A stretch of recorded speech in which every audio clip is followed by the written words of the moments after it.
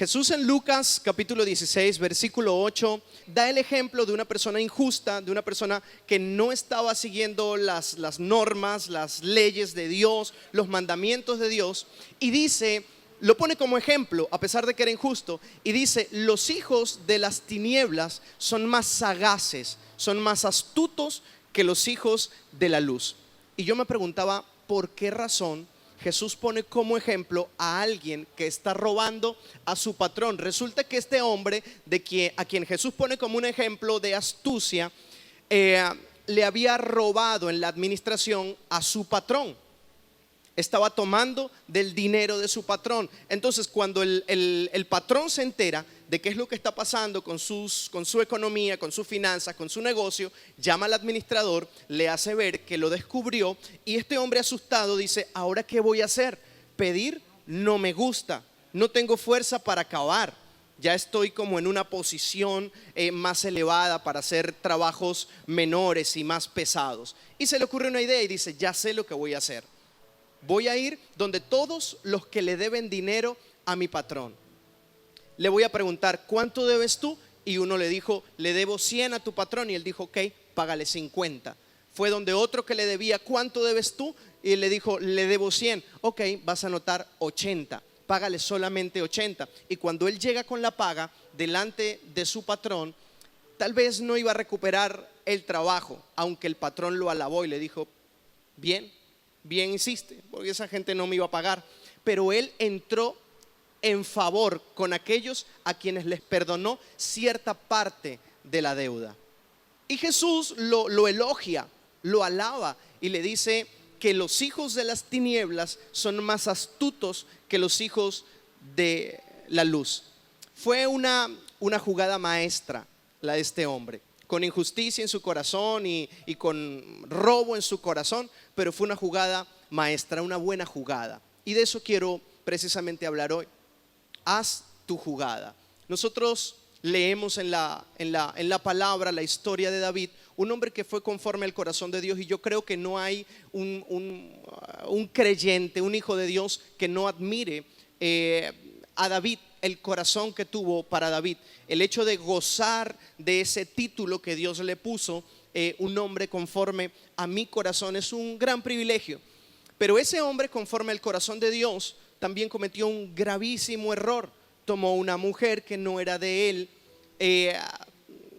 en cierta forma fue el causante del asesinato de su marido para quedarse con esa mujer, y eso no agradó a Dios en ningún sentido.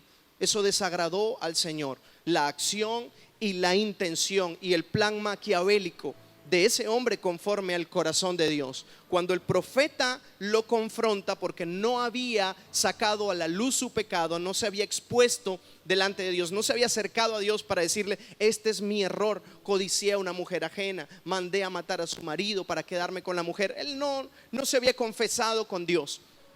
El profeta lo confronta, el profeta Natán, y cuando le hace ver que Dios ha visto su error, el rey David no hace otra cosa sino humillarse delante de Dios.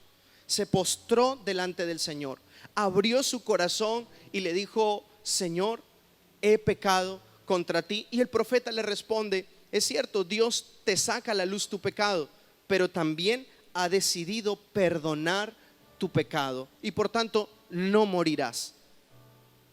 David pudo cambiar su futuro. Estaba destinado a morir por su pecado, pero en ese momento de arrepentimiento, cuando hace su jugada maestra, Dios cambia el destino de David y le dice, no morirás por cuanto te arrepentiste. Es cierto, te equivocaste y vas a sufrir algunas consecuencias, pero te arrepentiste y tu futuro está resuelto por haber hecho su jugada maestra, su mejor jugada. Igual que este administrador injusto, él estaba buscando asegurarse su futuro, porque no importa la situación que estemos atravesando o no importa la dificultad que tengamos, el tamaño del gigante al que nos enfrentamos, siempre podemos hacer un movimiento maestro, siempre podemos hacer una gran jugada para salir adelante y cambiar nuestro futuro. El destino de los hijos de Dios está marcado por sus promesas. Ahora, nuestra jugada consiste en hacer lo que debemos hacer para que esas promesas se activen y puedan cumplirse en nuestra vida. ¿Cuántas cosas nos hemos perdido por no saber actuar en el momento correcto? No tener la actitud correcta en el momento correcto, no tomar la decisión correcta en el momento correcto. Nos dejamos llevar por la influencia de las personas que nos rodean, nos dejamos llevar por todo lo que escuchamos en las noticias, por todo lo que vemos en internet, nos dejamos llevar por nuestros propios deseos, nos dejamos llevar por nuestras propias emociones, por nuestro razonamiento, y a veces no tomamos en cuenta lo que Dios nos está diciendo. Hoy es necesario fijar nuestra mirada en Jesús, poner nuestros ojos en Jesús y saber qué movimiento quiere que hagamos para resolver el asunto que tenemos pendiente. El asunto de nuestra relación con Él, por ejemplo. ¿Cómo podemos tener una mejor relación con Dios? ¿Cómo podemos crecer en nuestra fe? ¿Cómo podemos avanzar en nuestra relación con Dios? ¿Cómo puede crecer nuestro hombre interior? ¿Cómo podemos desarrollar el carácter de Cristo, construir el carácter de Cristo en nosotros? ¿Qué no estamos haciendo? ¿Qué pudiéramos hacer para ir más allá que todavía no hemos hecho? En nuestra relación con Dios, ¿qué no hemos hecho? ¿Qué no le hemos entregado todavía? ¿Que nos está pidiendo desde hace tiempo? Porque cuando nosotros soltamos lo que le pertenece a Dios, que hay en nosotros, entonces se activa lo que nos pertenece a nosotros y que tiene Él. Porque la Biblia nos enseña en Efesios que Dios nos bendijo con toda bendición espiritual en los lugares celestiales en Cristo Jesús. Pero ¿cuántas de esas bendiciones están en los lugares celestiales y no están en nuestras manos? ¿Cuántas cosas nos hemos perdido solo por no hacer lo que conviene?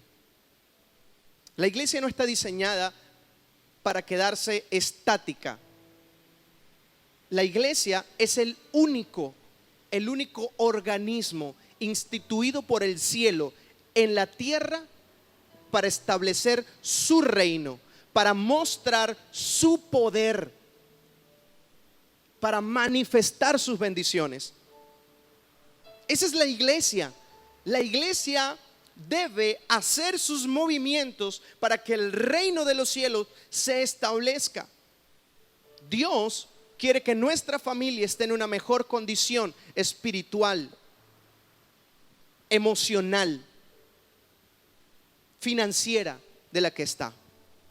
Pero hay cosas que nos hemos perdido por no hacer nuestra mejor jugada. Y no hay un mejor movimiento que podamos hacer que rendirle todo lo que somos y todo lo que tenemos a Jesús, sin importar lo que otros puedan pensar. Porque yo, por ejemplo, cuando llegué por primera vez a una reunión de la iglesia, que me invitaron unos amigos, a mí me gustaba la música, me gustaba cómo cantaban, me gustaba el ambiente que se generaba cuando comenzaban a cantar. Y yo veía a la gente levantando las manos y llorando, otros riendo. A mí me daba pena, aunque yo quisiera levantar las manos o llorar o reírme. Yo no puede ser, porque ese no soy yo. Yo no soy de andar metido en una iglesia y andar levantando las manos. Y en cierta forma me daba vergüenza y me frenaba a hacer mi movimiento, lo que otros pudiesen pensar de mí. O incluso mi propio concepto, mi autoconcepto. Porque yo no soy así. Hay muchas estructuras que necesitamos romper para empezar a hacer los movimientos correctos, para empezar a activar las promesas de Dios. Hay un hombre, una historia que me llama mucho la atención en la Biblia, y es que Jesús tiene un encuentro con un joven, y este joven era rico. Jesús iba con sus discípulos, le sale al encuentro un joven que la Biblia lo llama el joven rico, y ese joven rico se postra a los pies de Jesús. Cuando se postra a los pies de Jesús, dice la palabra que Jesús le amó. ¿Acaso Jesús no ama a todo el mundo? ¿Acaso no dice la palabra que por todos murió? Y si murió por todos es porque nos amó a todos. ¿Y por qué especifica la palabra que Jesús amó en ese momento al joven rico. Yo no creo que se trate del mismo amor universal, general, ya manifestado en Juan 3:16. Yo creo que se trata de que ese joven tocó el corazón de Jesús con ese movimiento que hizo. Él se humilló ante Jesús, él se postró ante Jesús y Jesús lo miró y lo amó, dice la palabra. Jesús le pregunta: ¿sabes los mandamientos, sabes? Y él le dice: sí, y los he guardado desde que soy un niño. Porque él quería saber qué tenía que hacer para ser salvo. Y Jesús le dice: los mandamientos, ¿sabes? Sí, los he guardado desde que soy un niño. Y Jesús le dice: pero solo una cosa te falta, solo una jugada y bastará. Y le dice: anda, vende todo lo que tienes y dalo a los pobres y sígueme. Ven y sígueme. Una propuesta que le había hecho solo a sus 12. A nadie más le dijo: sígueme. Pero Jesús le dice al joven rico: sígueme. Sígueme implicaba caminar con él, abandonarlo todo solamente por Jesús y su reino. Sígueme implicaba buscar primeramente el reino de Dios, su justicia, y todo lo demás que fuese a necesitar iba a ser añadido. Dice la palabra que el joven rico se levantó, dejó de hacer su jugada, la que le había agradado a Jesús. Se levantó y se devolvió triste porque tenía muchas posesiones. Yo creo que la tristeza del corazón del joven rico no se compara con la tristeza que Dios pueda sentir cuando nosotros no hacemos nuestra jugada maestra, cuando no hacemos nuestro movimiento ganador. Es necesario que nosotros aprendamos que siempre que estemos a los pies de Jesús y que todo lo que somos y tengamos esté a los pies de Jesús, esa es la garantía de la activación de las promesas de Dios para nosotros. ¿Quieres que Dios te use? Haz tu jugada, humíllate más, arrepiéntete más, santifícate más. Búscalo más, ámalo más, sin importar lo que otros digan, sin importar lo que otros piensen. Puedes pasar como el religioso, pero si en tu corazón no hay religiosidad, ese concepto va a ser temporal, esa mentira se desvanece con el tiempo. Y esos mismos que te señalaban y te decían: tú eres la religiosa, tú eres el religioso, son los mismos que cuando tengan cargas que no pueden soportar van a venir a buscar tu ayuda y a decirte: ¿sabes qué? Yo necesito eso que tú tienes, ayúdame por favor. Cuando comencé la universidad, en el primer semestre fue complicado para mí. Estaba bastante joven, tenía aproximadamente como un año de haber conocido a Jesús y con mi pasión encendida por querer mostrarle a todos quién es Jesús. Llego a la universidad, me enfrento a un ambiente en el cual nunca me había encontrado y comienzo a establecer mi posición, porque mi comportamiento ya había empezado a generar cambios. Yo empezaba a hablar de Jesús, ya empezaba a contar lo que estaba viviendo con Jesús, y eso incomodaba a algunas personas. Y recuerdo que al principio fue fuerte porque inmediatamente todo se sectorizó: los que admitían al cristiano y los que no. Y para mí fue difícil tener que lidiar con el rechazo, porque antes de Jesús no sufría mucho de rechazo. Eran puntuales y me marcaron en mi corazón, pero en el colectivo no sufría mucho de rechazo. Me iba bien y sabía hacer amigos. Pero en ese momento comenzó el repudio y yo empecé a entender lo que le pasó a Jesús camino a la cruz. ¿Cuánta gente no decía: ay, pobrecito, mira cómo lo hacen sufrir? Pero no lo ayudaban, pero no querían que lo relacionaran con él por el miedo al que dirán. Empecé a sentirme solo y entendí que Jesús también se sintió solo. Cuando Jesús dijo: Padre, ¿por qué me has abandonado?, empezó a sentirse solo Y yo también empecé a sentirme solo y eso de cierta manera me daba fuerzas para yo seguir adelante. No íbamos en la mitad del semestre cuando mis compañeros de estudio venían llorando y me contaban sus problemas y diciendo: tú eres la persona que nos puedes ayudar. Estoy pasando por esto, mis padres se divorciaron, se separaron, mi esposa me dejó, no sé qué hacer, necesito encontrar paz porque no la consigo en ninguna parte.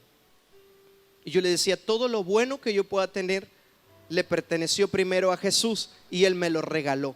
Si tú encuentras a Jesús, entonces podrás tener sus bendiciones, podrás acceder a sus riquezas, a su paz. Pero la única llave para encontrar lo que Jesús nos ofrece es nuestro corazón rendido ante Él. Esa es nuestra mejor jugada. Y esto no tiene que ver con si conoces a Jesús o no conoces a Jesús. Puedes tener 100 años conociendo a Jesús y puedes haber tenido experiencias extraordinarias con Él. David también conocía a Dios. David también había tenido experiencias con Dios. El joven rico guardaba los mandamientos desde su juventud. El temor de Dios estaba en el corazón del joven rico. Tenía una buena actitud. Por eso Jesús, cuando vio su actitud, lo amó. También había caminado con Dios. ¿Cuánto trayecto hemos caminado con Dios y nos detuvimos por no hacer nuestra jugada? Nos toca humillarnos como la primera vez. Nos toca volver al inicio, volver al original. El hombre no fue diseñado para vivir distanciado de Dios o acercarse a Dios dependiendo del nivel espiritual que pueda tener. El hombre fue diseñado por Dios, haya crecido mucho o no haya crecido nada, para vivir a los pies de Jesús. La oración y la comunión son nuestra mejor jugada.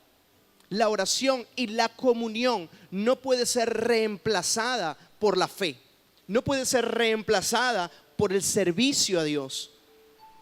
No, pero es que yo toco la batería, es que yo toco el bajo, es que yo toco la guitarra, es que yo canto, es que yo soy un líder de grupos, yo soy un líder de células, es que yo predico, es que yo evangelizo, es que yo tengo un blog, es que yo hablo de Jesús.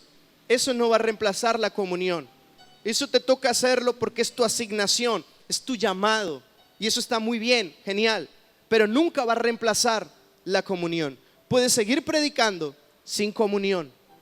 Puedes seguir tocando, cantando, sirviendo sin comunión. Y cuando no hay comunión, todo lo que te liga a sus promesas empieza a cortarse. Por eso vemos tanta gente que tiene muchísimos años en una iglesia, pero está cargada de frustración, porque hemos querido reemplazar la comunión, la oración. Hoy es oportuno tomar la decisión correcta de hacer nuestra mejor jugada. La jugada que hizo el joven rico cuando se humilló. La jugada que hizo David cuando se arrepintió. Seamos astutos. Seamos astutos. Dejemos de ser tontos y torpes a la hora de buscar al Señor. Sabemos que nos conviene humillarnos, sabemos que nos conviene ser inocentes en el corazón y no apostar por la malicia y por la viveza.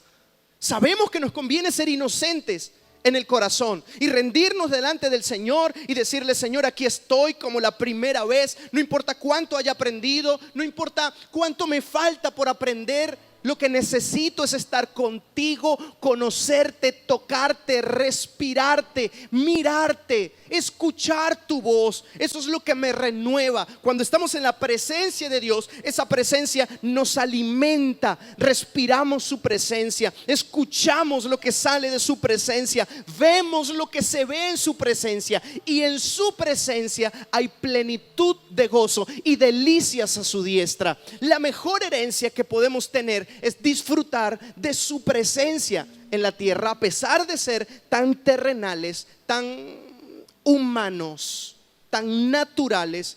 Dios nos dio al Espíritu Santo. Y ese Espíritu Santo es el ancla entre la presencia de Dios y nosotros. Es lo que nos ancla a su presencia, es lo que nos mantiene ligados por su Espíritu Santo. Hemos descuidado al Espíritu Santo, hemos descuidado la comunión con el Espíritu Santo porque tenemos que servir en la iglesia. Eso en el, entre comillas, mejor de los casos, porque a veces hemos descuidado la comunión por la ociosidad, hemos descuidado la comunión con Dios por los malos hábitos, hemos descuidado la comunión con Dios simplemente porque permitimos relaciones que no convienen, prácticas que no convienen, deseos que no convienen. Y eso nos va a llevar en deterioro permanente. En deterioro permanente. No hay garantía de que puedas crecer a menos que el fuego de la comunión esté encendido. Nuestra mejor jugada es poder humillarnos delante del Señor y decir: yo quiero restaurar mi relación contigo, yo quiero restaurar mi comunión contigo, quiero que avives mi corazón. A veces creemos que el avivamiento es un asunto que viene del exterior, que viene de afuera. Si la iglesia se llena, si los locales se llenan, eso es avivamiento. Cuando la iglesia se llene, ese es el avivamiento. Y esperamos que futuramente la iglesia se llene y cuando Dios traiga el avivamiento. Pero la Biblia no enseña que eso es avivamiento. Que las iglesias se llenen y que las multitudes empiecen a buscar de Dios es el producto de un avivamiento. Es el fruto de un avivamiento, es la manifestación de que ya hay un avivamiento. Pero el avivamiento es cuando la llama de Jesús, la llama del Espíritu se enciende en la iglesia. Se encienden los pocos o los muchos. Pero cuando hay vida en el interior de la iglesia, todo lo demás empieza a resucitar. Cuando Jesús resucitó, la Biblia es clara. Hubo personas que resucitaron. El espíritu de la resurrección, la vida que había en Jesús, hizo que lo muerto se levantara. Eso pasa cuando una iglesia está avivada. Todo lo muerto que hay a nuestro alrededor empieza a levantarse sin mucho esfuerzo. Es como cuando la palabra en Eclesiastés enseña que si el hacha no está afilada, entonces hay que hacer más fuerza. Nos encontramos luchando y luchando para que la gente vaya a la iglesia, para que nuestra familia conozca a Jesús, para corregir nuestras actitudes, para corregir a las demás personas que nos importan, para que salgan de su error. Y hacemos fuerza y tanta fuerza que nos agotamos y al final del día no cortamos. Al final del día no se logró. Y terminamos cansados, frustrados, cargados. Pero si el hacha tiene filo, no tienes que hacer mucha fuerza. Si tu espada tiene filo, no tienes que hacer mucha fuerza. Si estás avivado, no tienes que hacer mucha fuerza, porque el fuego de Dios todo lo enciende. Necesitas restaurar tu casa. Ese va a ser el producto de tu avivamiento, de que tú estés avivado. Necesitas restaurar tu área económica. Ese es el producto de que tú estés avivado. Nuestra mejor jugada es mantenernos avivados, es mantenernos en el fuego de Dios. Este es un tiempo propicio para que le digamos: Señor, yo necesito eso, necesito que avives mi corazón, que traigas un avivamiento a mi vida y ese avivamiento yo pueda manifestarlo, abrazar todo lo que yo represento, abrazar todo lo que tú me permitas tener, lo que tú me confíes, y que todo sea encendido por el fuego que llevamos dentro. La iglesia está diseñada para alumbrar, en otras palabras, para abrazar todo lo que tiene alrededor. Vosotros sois la luz del mundo, la sal de la tierra. Nuestro fuego es lo que este mundo necesita. No necesitamos que el avivamiento venga de afuera, porque no hay nada que esté avivado en el mundo. Todo está muerto. La paga del pecado es la muerte. Es una realidad que no podemos cambiar. Mas la dádiva de Dios, mas la dádiva del Espíritu es vida. Es vida. Eso es lo que Dios tiene para cada uno de nosotros. ¿Quieres lograr más en menos tiempo? Preocúpate por estar avivado. Ten hábitos que puedan avivarte. Hábitos de oración, hábitos de comunión con su palabra. Conéctate con gente correcta, con gente que tenga el corazón o vaya en la vía a tener el corazón que tú sabes que debes tener. Si empiezas a escuchar al que está mal y eso empieza a influenciarte, entonces vas a terminar igual. La Biblia nos enseña que el que anda con sabios se vuelve sabio, se hace sabio, pero el que anda con necios es quebrantado. ¿Quieres estar avivado? Conéctate con la gente que está avivada. Déjate influenciar por la gente que está avivada. Se dice que somos el promedio de las 5 personas que más nos influencian, con quien más nos conectamos, a quien más escuchamos. Eso somos nosotros, el resultado de las 5 personas que más nos influencian. Tal vez no puedas controlar el hecho de que el ambiente te influencie. Es inevitable que todo te influencie. Lo que sí puedes controlar y lo que sí puedes cambiar es el ambiente que te va a influenciar. No puedo evitar que el exterior me influencie, pero sí puedo escoger cuál es mi exterior. Sí puedes escoger a quién escuchar. Sí puedes escoger con quién te vas a unir. Sí puedes escoger el ambiente en el que te desenvuelves. Y eso te va a nutrir. Entonces es necesario cambiar nuestros hábitos en este tiempo. Es necesario que nosotros podamos tener la capacidad de escuchar a Jesús. Y eso no se logra a menos que nos sensibilicemos. ¿Cómo nos sensibilizamos? ¿Cómo nos hacemos vulnerables a Él?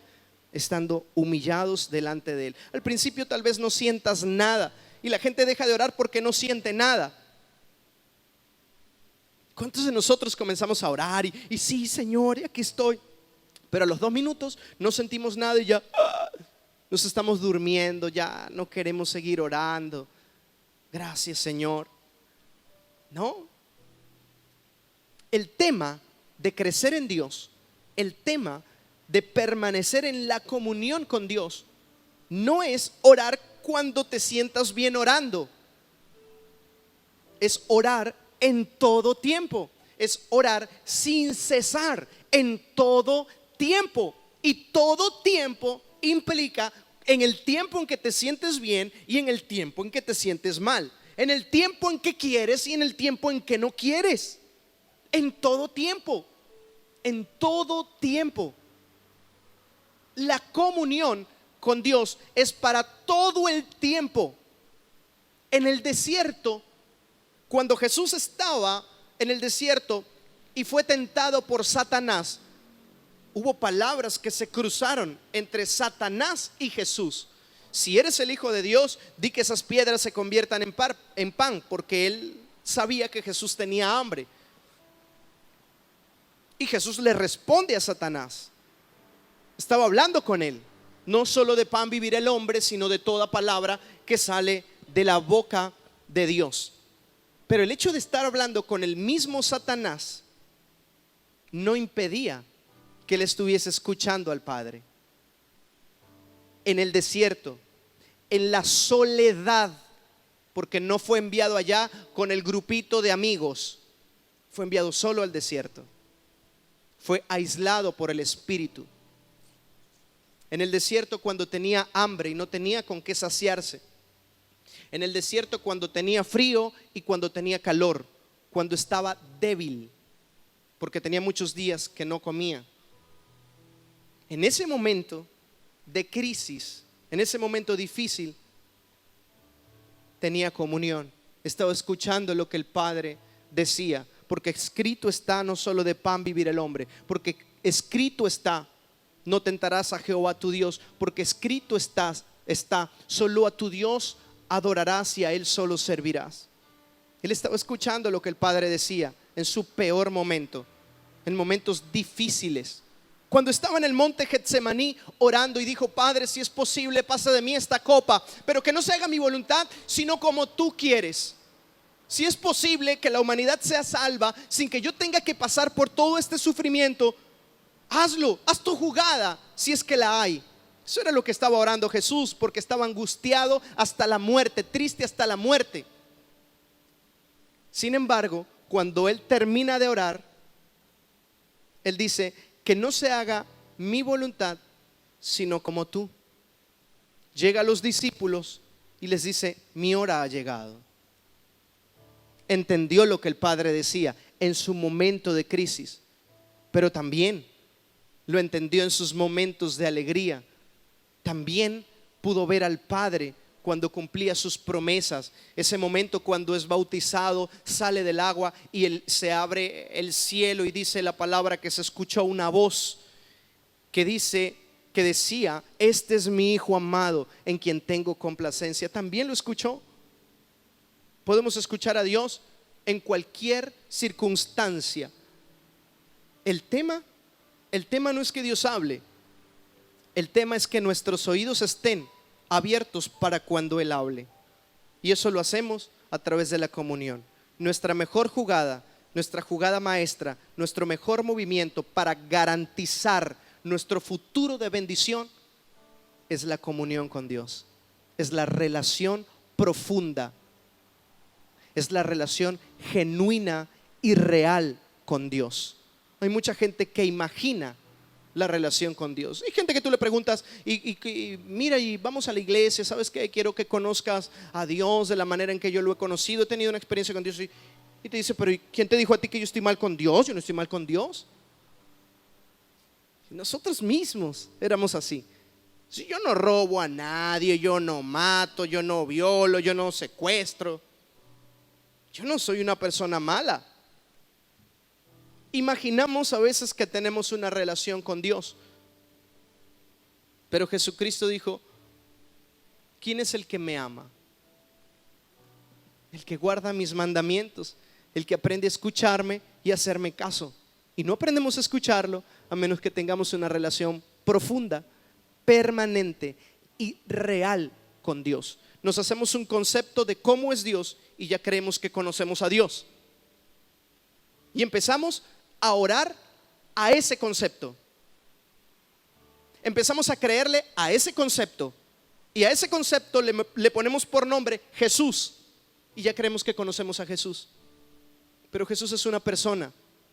Jesús es infinito. Y cuando crees que ya le conoces, descubres que todavía te falta muchísimo más. Cuando crees que ya llegaste a un nivel profundo, descubres que estás solo en la orilla todavía. Él es infinito y no se agota. No importa qué tanto conozcamos a Dios, siempre podremos conocerlo más. No importa qué tan bueno seas en algo, siempre puedes ser mejor. No importa qué tan grande sea tu fe, siempre puede crecer más. No importa qué tanto te parezcas a Cristo, siempre puedes cambiar más y parecerte más a Él. Es más, no importa cuánto se te hayan cumplido de sus promesas, siempre hay más de su herencia para ti.